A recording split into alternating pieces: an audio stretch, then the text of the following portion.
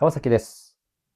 今日はバタフライのうねりの時間についてお話しさせていただきます。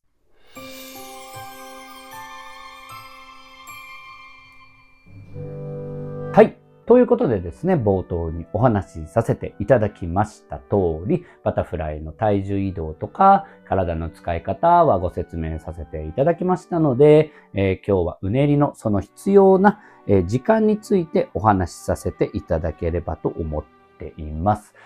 いつもね、動画ご視聴くださいましてありがとうございます。ということで、寒くなったり暑くなったり、なんかね、変な気候ですけれども、皆さん体調の方気をつけてお過ごしください。今日の体重移動の時間、これ結構大事かなと思っています。いろいろ大事、毎回動画で大事って言って、全部大事だとは思うんですけど、うねりの体重移動の原理知りましたよって、なんとなくできてきましたよ。で、体の使い方の原理も知っていますよって、こうなったらいいんだよねってわかるんですけど、じゃあその時間がずれてたら意外とできないんですよ。なので、その時間について今日はお話しさせていただければと思いますので、いつも通り解説いたします。はい。では、ということで、早速解説いきましょう。はい。では、早速再生します。はい。今日もね、いつも使っている、動画で、解説します。今日の動画も水中家庭教師のルイさんが映っておりますので、なんかルイさんのね、チャンネル見たことないよっていう方は、ぜひね、そちらもお立ち寄りください。面白いですので。はい。ね、この間ありがたいことで、そこでね、私のチャンネルを紹介してくださって、大変感謝です。ルイさんありがとうございます。ということで今日もね、ルイさん、ルイさんがルイさんの話じゃないね。ルイさんがこうやってね、潜っていることについてのコメントも結構いただくので、はい。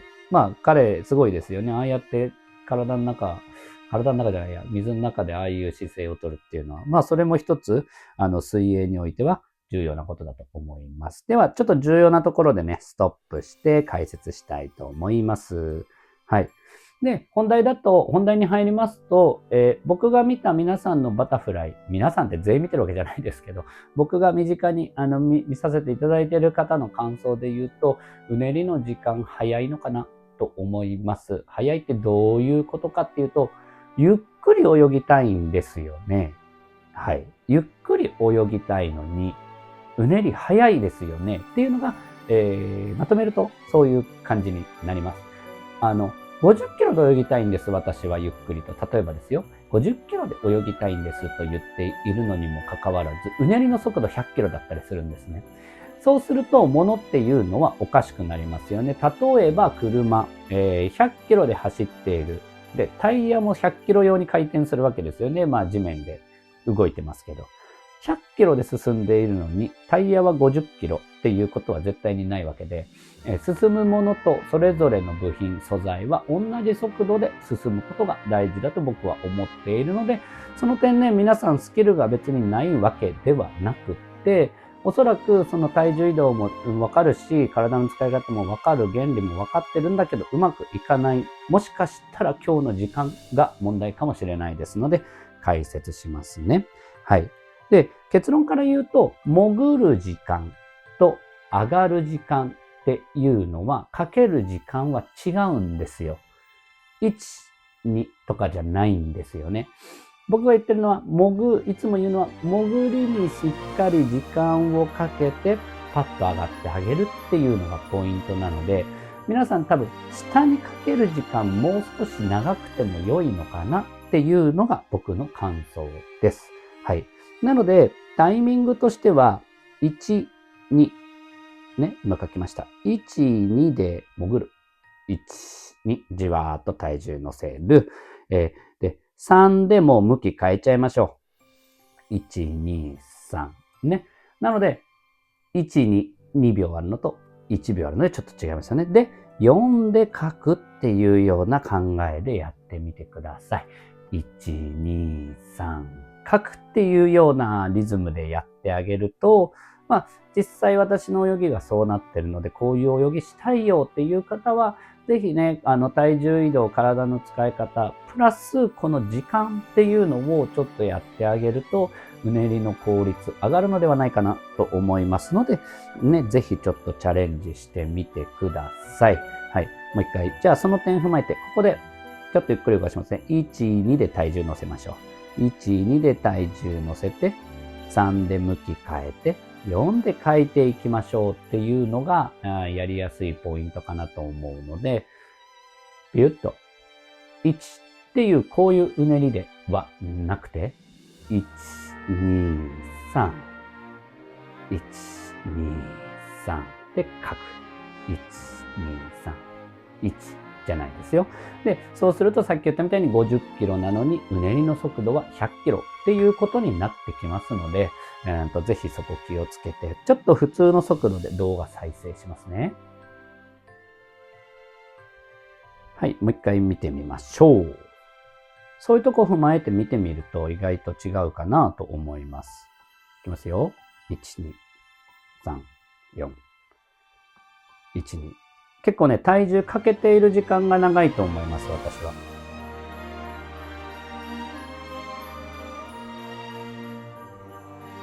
はい、水中家庭教師のね、ルイさん映ってますが、私に、注目してください。1、2、3、4。1、2、3、4。はい、止めます。ということで、そういう風になっておりますということで、いかがでしょうか、皆さん。はい。なので、まあ今日の話って難しいか難しくないかで言うと、ちょっとしたヒントっていう感じなのかな、どうなんでしょうね。なので、まあ、前回の動画とかその前の動画見ていない方はそこから見ていただくと流れが分かりやすいと思うんで、お尻がぴょこんと出るわけじゃなかったですよね。だんだん腰にかけて出ていくっていうのがポイントなんで、そのだんだんの時間は1、2っていうのがないと、この秒数だといきなりお尻がポンと出てきてしまうので、そうじゃなくて、だんだんうねる。1、2時間をかけて体重を乗せていくっていうところを気をつけていただければと思います。ということで動画戻します。はい。ということで、今日は体重移動についての、体重移動についてじゃないですね。体重移動の時間についてお話しさせていただきました。ということで、潜る時間と上がる時間、そこが、結構ポイントだと思います。前の動画とかこれまでの動画ね、見ていただければと思うんですけど、ぴょこんと腰が出てしまう場合っていうのは、やり方の問題もあるとは思うんですけど、おそらく時間を変えたりすると意外と解決するかもしれないんで、フォームやその細かい部分だけじゃなくて、時間だけ変えてあげればいいかななんて僕はちょっと思っているので、今日のやつぜひ参考にしていただければと思います。他にもね、第1キックだったり第2キックだったり動画アップさせていただいておりますし、今回はうねりを小刻みで説明してるんですよ。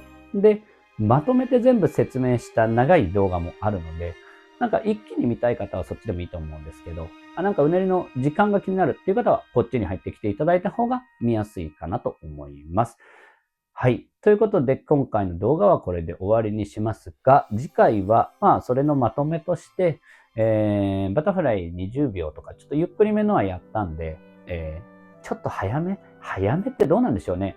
16秒とか17秒ぐらいのバタフライの動画をちょっと見ていただければと思いますので、そこでお話ししたいのは、よくある議論、深い方がいいのか浅い方がいいのか議論っていうのもあると思いますし、そういうところにフォーカスして、その僕のちょっと16秒か17秒ぐらいの25メートルバタフライの映像がありますので、そちらを皆さんで見て参考に。早いのかわかんないですけど、中速わかんないですけど、そのバタフライの映像を見ていただければと思いますので、また次回お会いしましょう。では今回はこれで失礼いたします。ありがとうございました。